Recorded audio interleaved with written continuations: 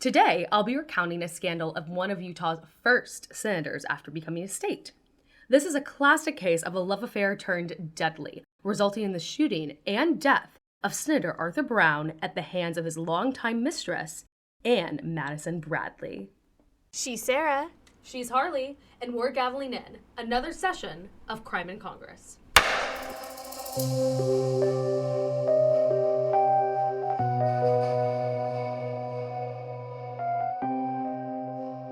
Arthur Brown was born on March 8, 1843 to Asa and Leafia Olympia Brown on a farm near Schoolcraft, Michigan, a small village about 13 miles south of Kalamazoo.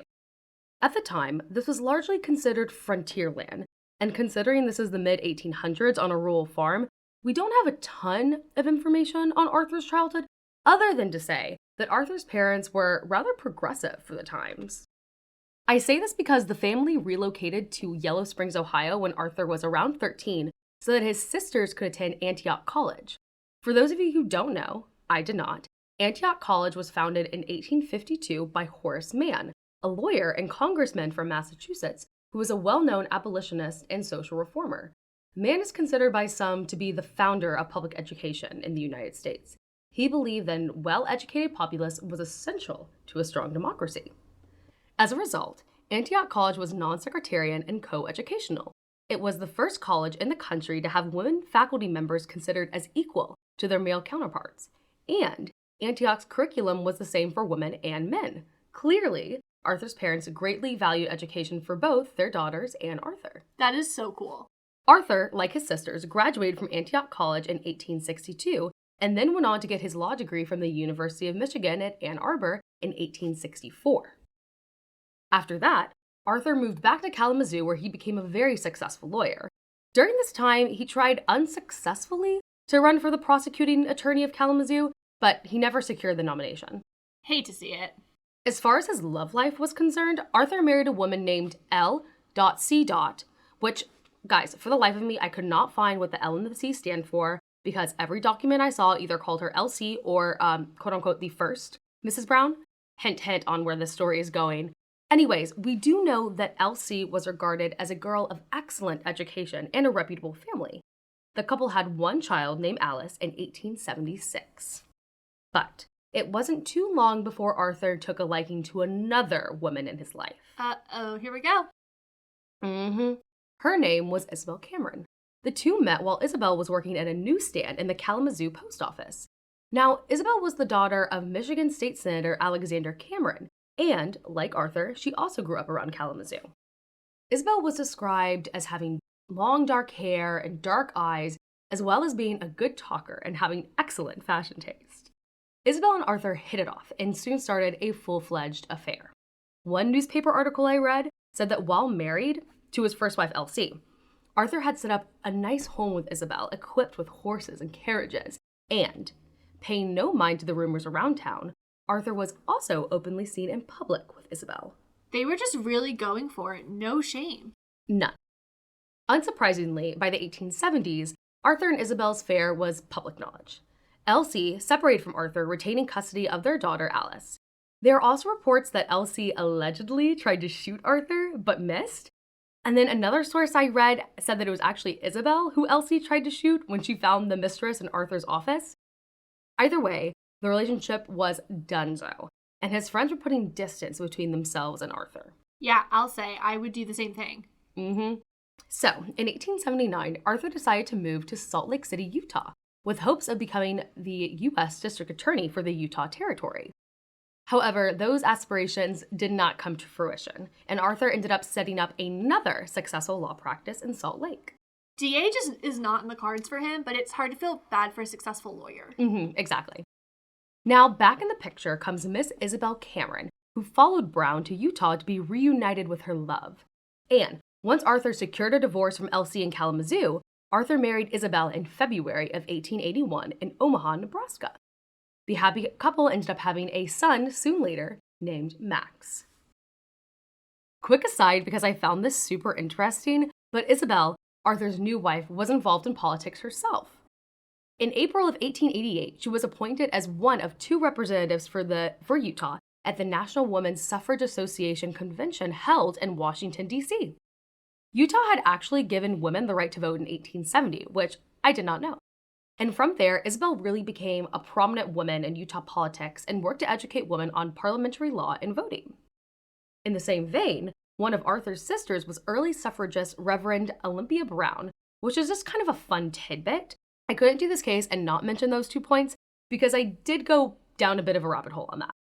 I was really impressed to hear how early Utah gave women the right to vote and wanted to look up what state or territory made that move first. It was actually Wyoming in December 1869, meaning Utah was right there with the first states to give women the right to vote. I did a little bit more research on this and Utah's statehood and stuff, and it actually turns out later in the 1800s, there was an act passed by Congress that actually stripped the right to vote for women, but neither here nor there.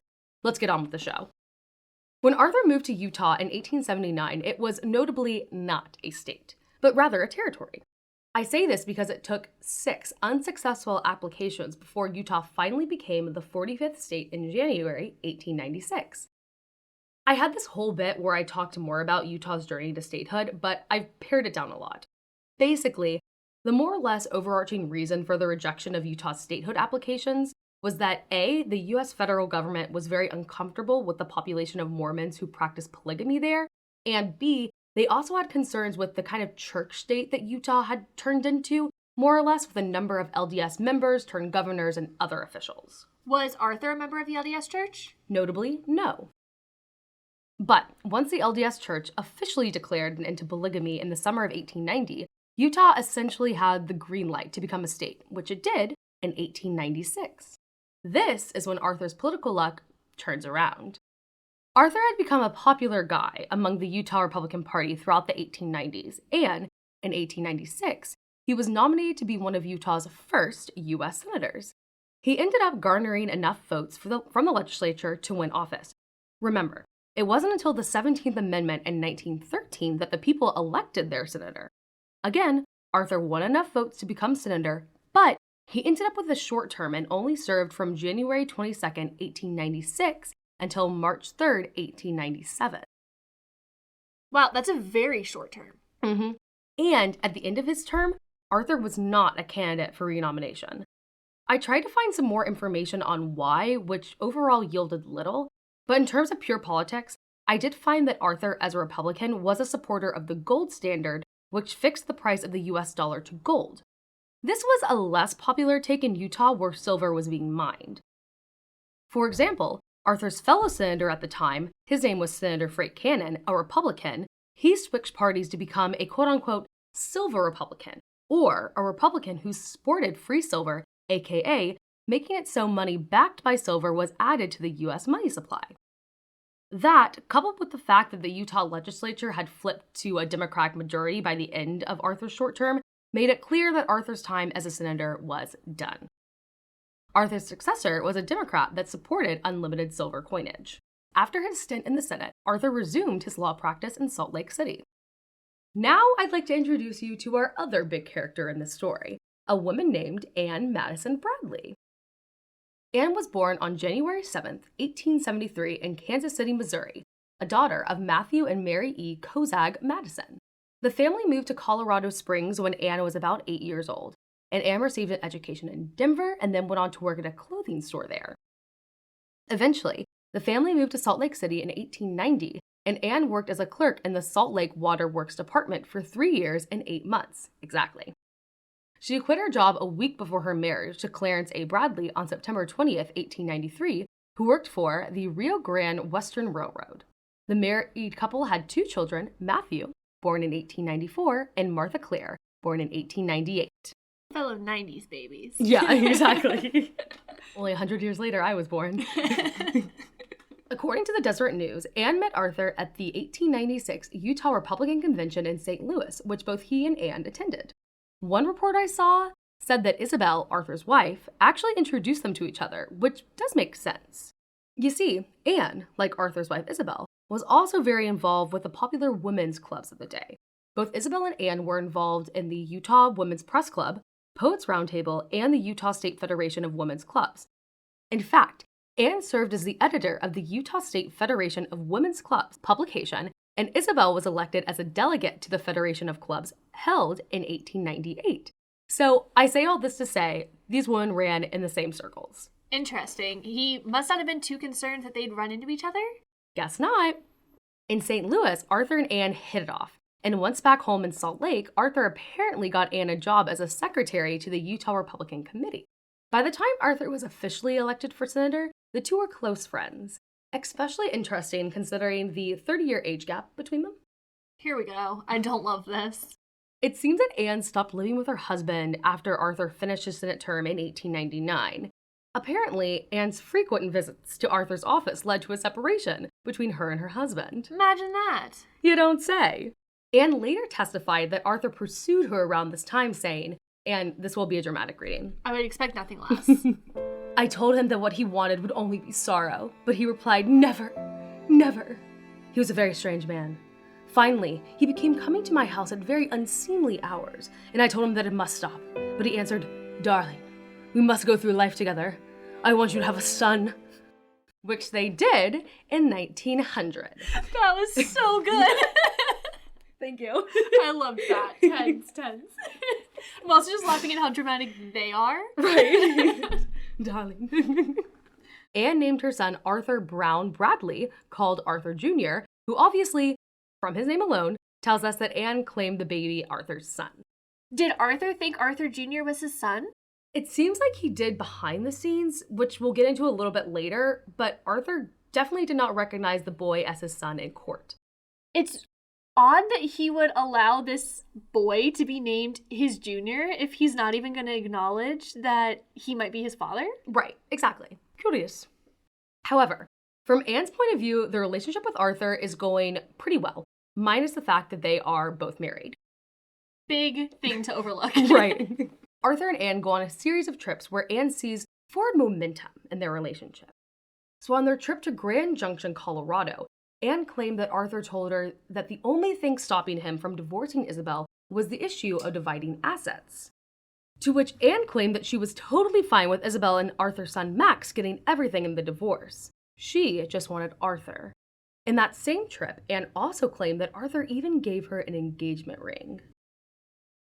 Then, on a trip to Washington, D.C., with Arthur and Arthur's daughter Alice from his first marriage to Elsie, Anne said that she traveled as Mrs. Brown, once again indicating to her that Arthur was serious about divorcing Isabel and marrying her. Once again, he makes a life with another woman while married? Mm-hmm. And this is when things get real messy.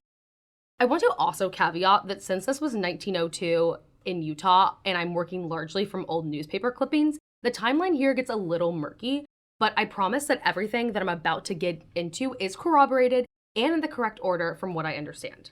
We trust you, and frankly, I wouldn't go digging in old newspaper clips to fact check you anyway, so go off. Good point. Much appreciated. In spring of 1902, Isabel swore a complaint against Anne charging adultery. When the warrant was served, the deputy sheriff found Arthur and Anne together and took Anne to appear before a magistrate, where Arthur paid for her bond. A couple days later, a similar charge was filed against Arthur. However, both Anne and Arthur's cases were never tried. In September 1902, Arthur put in motion divorce proceedings against Isabel, and Isabel naturally was not happy about it. She told the papers at the time that she was against getting a divorce, especially because she was due to appear in court in England, not sure why, but that divorced women were not allowed to appear in the court. Isabel also said that Arthur was going through some illness at the time and that he couldn't have been in his right mind when he filed the paperwork at the county clerk.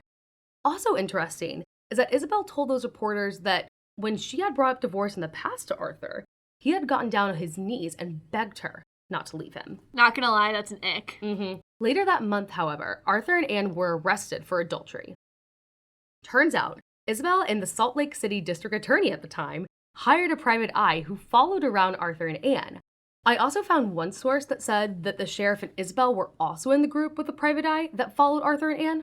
But regardless, when the private eye and the sheriff saw Anne going into Arthur's room at the place where he was staying at, the sheriff forced entrance and Arthur and Anne were arrested. Arthur posted bail for himself and Anne, which was each $500, or around $3,500 in today's dollars. To me, this does seem a bit excessive for adultery, but what do I know? Can you imagine if people were still arrested for committing adultery today? No, because I think half of DC's population would also be in prison. 100%. After the arrest, Arthur sent Anne to his ranch in Idaho to decompress / get away from the craziness. How nice for her. Mm-hmm. Meanwhile, Isabel then comes out with a bunch of letters between Arthur and Anne that she found in the two of the apartments / rooms that Arthur had shared with Anne. These letters were apparently written in code, but Isabel found a cipher, so the letters were easy to translate. The over 300 letters, that's a lot of letters, further detailed the affair. For example, in one letter, Anne asked point blank if Arthur had filed the suit yet, referring to the divorce proceedings against Isabel. A cipher? He was committed. These days, all men have to do is have a phone password. Except for the fact that he was being seen in public with Anne. Yeah, it seems like a real, dichotomy there. And also, why would you leave the cipher out to be found? Totally. So at this point, Isabel is pretty PO'd. And she really spills the tea to the reporters at the time covering the scandal. As she should. Isabel told the Salt Lake Herald that she, Arthur, and Anne all traveled to Ogden, Utah for the Republican County Convention in 1898. And while there, Isabel caught the two getting dinner together.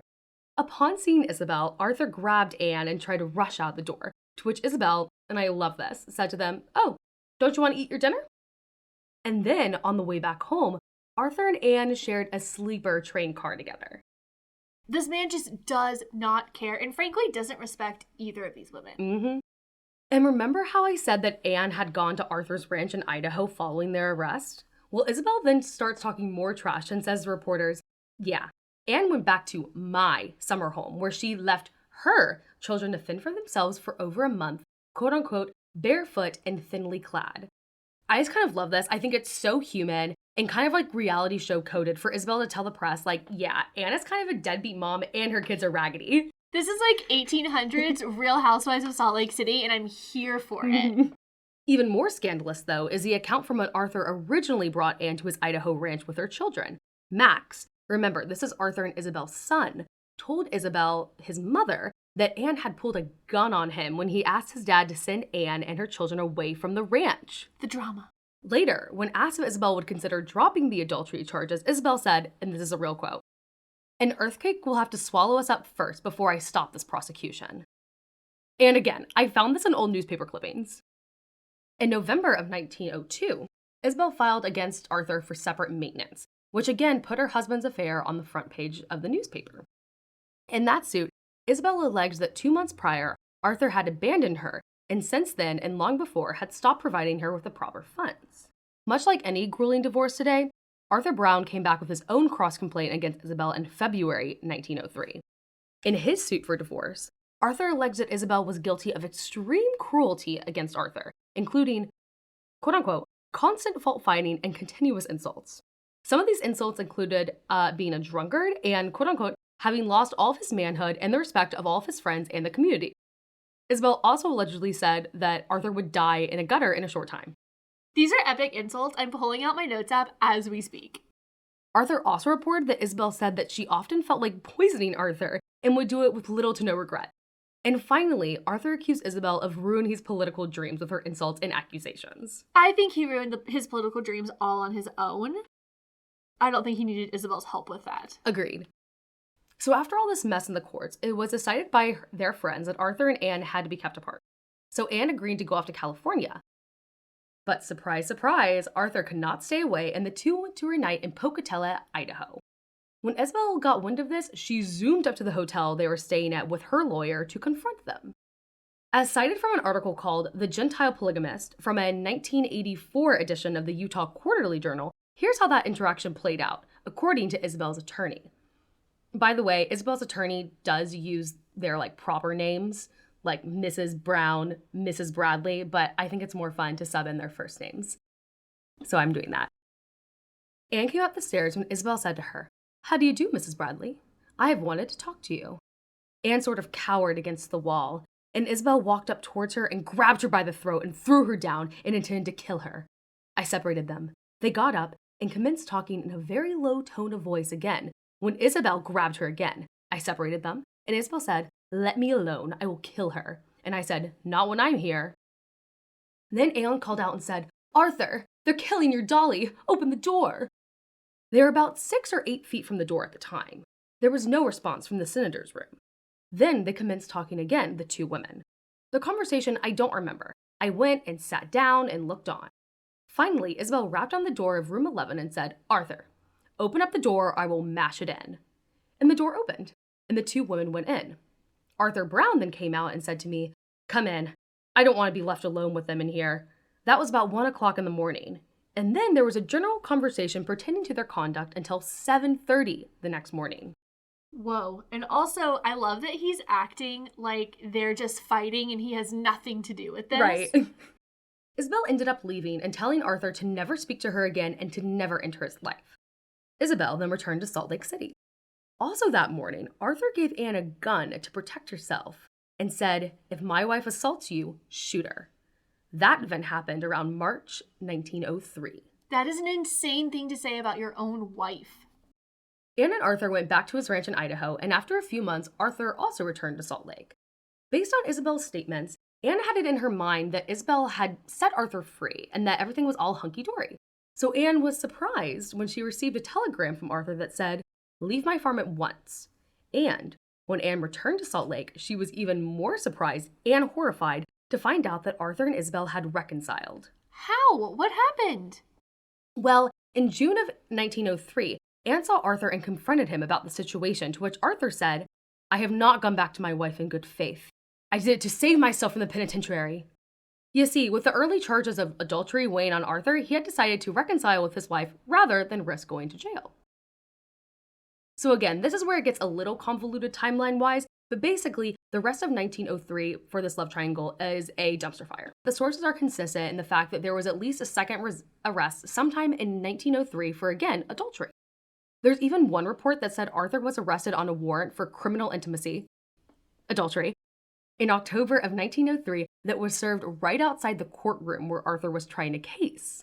Oh my gosh, I forgot that this guy's also just working as an attorney. Yeah, no, he has a 9-to-5 job. Regardless, in September of 1903, Anne appeared before a district court judge and entered a guilty plea for the charges of 2 counts of criminal intimacy with Arthur Brown. She showed up to the court dressed in a silk dress, a silk coat, and a white veil with Arthur Jr. by her side. She had no attorney present. The white veil, iconic. Mm-hmm. Later that day, Arthur, on the other hand, did not plead guilty and ended up standing trial for the charge the next year. In December of 1903, Anne gave birth to another child named Mark Montgomery Brown. Anne swore to the health office that Arthur was the father. Okay, so fast forward to 1904 when Arthur was actually tried on the charges for adultery. While the evidence against him was very strong, the jury ended up finding him not guilty. Also, Anne was never handed down a sentence for her plea. Around this time as well, Isabel, through her attorney, offered Anne a $5,000 home in any part of the city, plus $100 a month if she would stay away from Arthur. Today, that would be a $175,000 home, which unfortunately is like a shack in DC, and then $3,500 a month. Let's be real, that's a parking spot. So true. Though, of course, Anne refused this payoff. She only wanted Arthur and a name for her children. Because remember, Arthur has never legally called Anne's 2 children by him his own. By the end of 1904, Arthur and Anne's relationship was reportedly very on and off again. Arthur really held a grudge against Anne for telling the truth at her court date and pleading guilty to the charges of adultery. So they kind of go through this period where Arthur seems to be living with Isabel and seeing Anne on the side. And Anne, meanwhile, was trying to start up little side businesses so she could support herself and her now 4 children.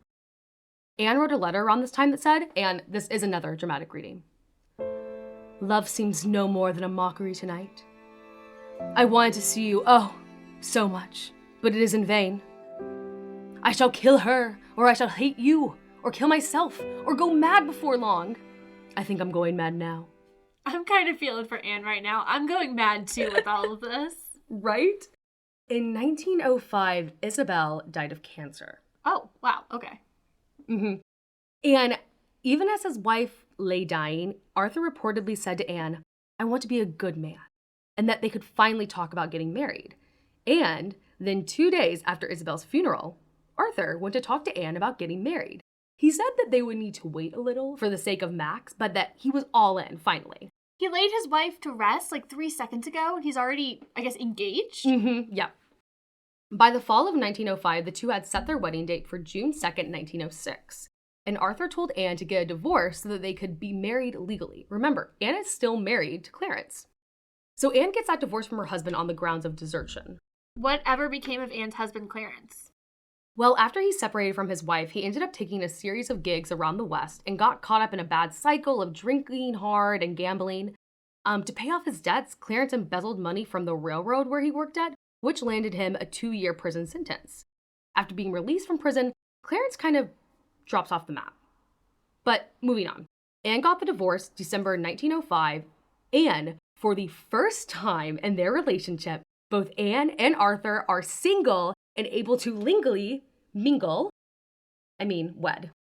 But if you thought that Arthur was maybe going to do something right, think again. In March of 1906, Anne bore another child that only lived for 2 days. And then by May, Arthur apparently told Anne that he would and could not keep his promise to marry her. Their June wedding dates came and went, and there was no mention of marriage. Why?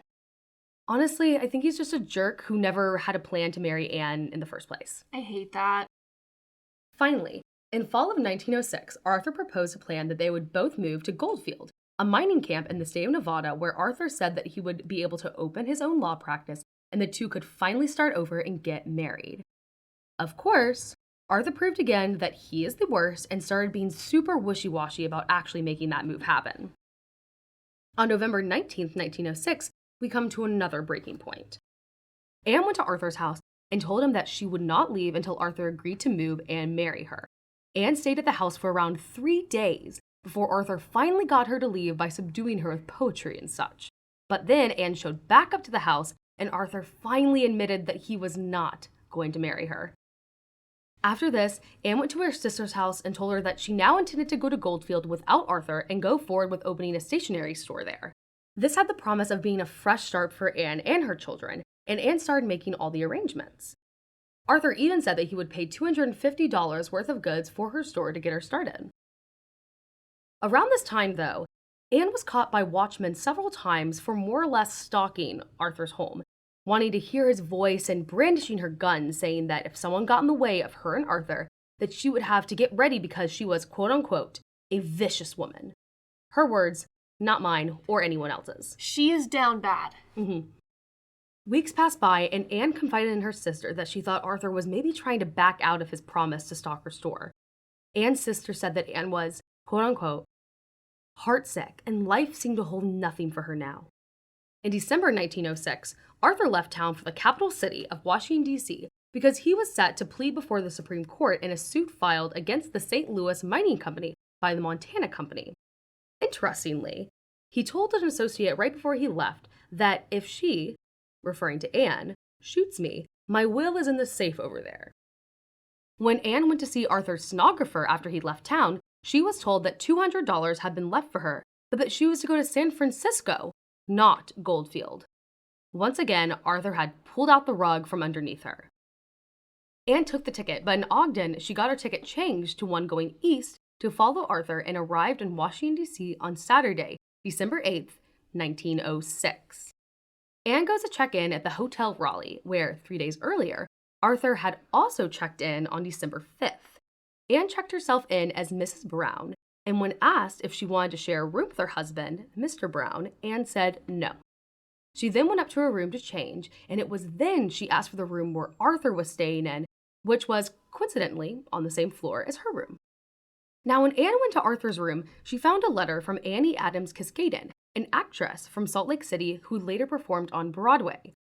And, fun fact, she was also the mother of Maude Adams, another famous actress who got her start playing in the 1905 Broadway production of Peter Pan. Just another Broadway fun fact for all my theater lovers out there. We always work it in. To Anne, the letters indicated that the two were having an affair and could be married soon. This put Anne in a tailspin. One witness saw her rush through the ladies' parlor of the hotel, frantically running from one window to another, looking at nothing and looking very agitated. Found in Anne's room were also torn scraps of letters that she had written after finding the Adams letter. One of these letters partially read, 1 week ago Sunday, Monday, you could not love me. And there are the letters, Now I see why, and how you were so inconsistent. I need to know what these women's signs are because it's so just over the top dramatic. The drama is real. Another letter addressed to a friend said, "These letters are from Annie Adams, Maud Adams' mother. Will you kindly keep them? I may need them in case there is need for defense for any rashness. Publish them." Rashness for what? Is that premeditation? Her lawyers say no, but I don't think I agree. Upon hearing Arthur's footsteps in the hallway, Anne went back to his room to confront him. Arthur turned around pale and asked what Anne was doing there. Anne said, "I came to see if you would keep your promise." Moments later, 2 gunshots were heard by the maid outside who notified management. Anne had just shot Arthur in the pelvis with a .32 caliber gun, the same gun given to her by Arthur to protect herself. The hotel manager on duty, Theodore Talley, hurried to Arthur's room to find Arthur fully dressed, lying on the floor in the center of the room. Anne was standing by the dresser in sort of a dazed condition. When Theodore leaned down to check out the body, Arthur indicated to Anne and said, "She shot me." Theodore then asked Anne for the gun. She handed over her handbag, which did not have the gun inside. And then Arthur said, "You will find the gun on top of the bureau," which is where Anne had put it after shooting Arthur. So wait, she shot him, and he was the one who had to say where the gun was? Yes, exactly. Upon investigation by Theodore, he discovered that the bullet had lodged itself in Arthur's abdomen. As Theodore tended to Arthur, he tried to ask Anne to leave the room since she was offering no assistance. But Anne refused and said, "I will remain here. I am the mother of his 2 children." Although Arthur remained conscious throughout the ambulance ride to the hotel, he didn't say anything else. Anne did not resist her arrest, and when asked for a statement, she refused. However, sitting in jail after the shooting, Anne told reporters very calmly how she had gone to confront Arthur and said that, quote unquote, "I abhor acts of this character, but in this case, it was fully justified." In the station, Anne was also asked if Arthur was a polygamist, to which Anne replied with this absolute banger of a statement and said, "He is not a Mormon polygamist, but a Gentile polygamist." Following the shooting, there was a lot of public sympathy on Anne's side. Upon her arrest, several Western politicians said that they were willing to pay for her defense. Several local restaurants offered to pay for Anne's meals in the jail. Even Arthur's friends said after that he was shot that Arthur, quote unquote, knows no responsibility where he hates, and knows no limit of affection where he loves. Arthur ended up dying in the hospital on December 13th, 1906.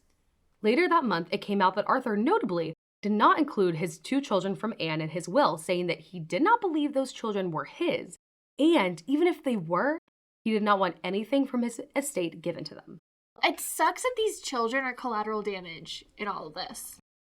It's also worth mentioning that it seems like there was a signed document from Arthur that acknowledged Arthur Jr. and Martin as his illegitimate children, which Anne reportedly secured in February of 1905. Unfortunately, though, this didn't make any difference for Anne's children, and when a suit was later brought against Arthur's estate on behalf of his sons with Anne, the boys would never receive a cent from their estate. Those boys are definitely his children, and this is just devastating. So Anne was charged for murder in the first degree for the shooting of Arthur and was tried in Washington, D.C. Her defense was one of insanity.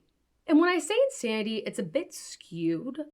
Her lawyer took a very misogynistic approach to this defense and argued that women are tiny, weak creatures and that Anne was just one of those small, feeble women who fell in love with Arthur and was driven to the brink of insanity. Which, to be honest, I might too go insane if I were treated like Anne, but I think that's more of a human thing and not a woman thing, but I guess I digress. Anne's lawyer argued that Anne changed courses for Washington, D.C. to ask Arthur once and for all to marry her, not to kill him. And as for going into Arthur's room with a gun, well, the lawyer said that Anne's true intention was to kill herself. And upon seeing the gun, Arthur tried to take it from her and was shot in the struggle for it. That's different than what she said at the police station. Right. And that version of the story that Anne told at the police station, she said that Arthur had put on his overcoat after she confronted him, and that when he tried to pass by her, Anne shot him in the pelvis. Is there any information about the ballistics? Funny you ask. There is. Anne's lawyer presented the following evidence from Arthur's autopsy. The bullet entered the skin of the abdomen 4 inches above the pubic bone, and its course was downward. The bullet went through the muscle and the skin to hit the pubic bone and then glanced inward to cause the mortal wound. The flesh and clothing of Arthur were burned, and a wound on his hand showed gunpowder marks that were also burned in. This, as the lawyer stated, indicated that the weapon was fired less than a foot away, and therefore was evidence that the gun was fired in a close struggle between Anne and Arthur. Conversely to what the newspapers published right after the shooting, which depicted Anne as rather composed, Anne's lawyers also found a slew of witnesses who said that Anne was confused and rambling and nervous and agitated after the shooting, and that she kept crying and asking how Arthur was doing. The jury also heard from another witness that revealed that insanity, quote-unquote, ran her family. Because Anne had one aunt in an insane asylum in Los Angeles and then another aunt who went through bouts of insanity. Further, Anne's own mother testified that Anne had been hit on the head as a child with a hoe and had suffered severe headaches for several weeks. I want to know if there's any family that insanity doesn't run in. I'd love to meet them. Right. Anne's defense also brought up other instances of emotional whiplash that Anne received at the hands of Arthur. Apparently, when Anne was living on the ranch in Idaho, a pastor came and talked to her to convince her to leave Arthur and told her that Arthur would never keep his promise to marry her. When she went back to Salt Lake to cut things off with Arthur, he got on his knees and begged her not to leave. In addition, the night Arthur failed to get the renomination for Senate, it was Anne that he went to, not Isabel, to be consoled.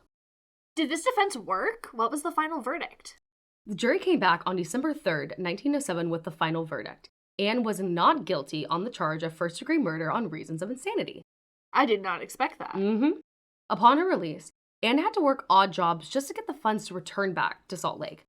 And when she did return, Anne held down several jobs, including a manager of the Railway Educational Association, secretary, and bookkeeper until 1914, when she and her children moved to Prince, Utah. However, there's one more twist to this story. In March 1950, Anne and her sons were once again front-page news. The newspapers at the time reported that Anne's son from her husband Clarence, Matthew, wanted to give some food to his friends that Arthur Jr. had prepared. To this, Arthur Jr. said, "If you do, I will cut you." This did not go well, and Arthur Jr. ended up killing his half-brother Matthew by stabbing him to death. Insanity really does run in the family.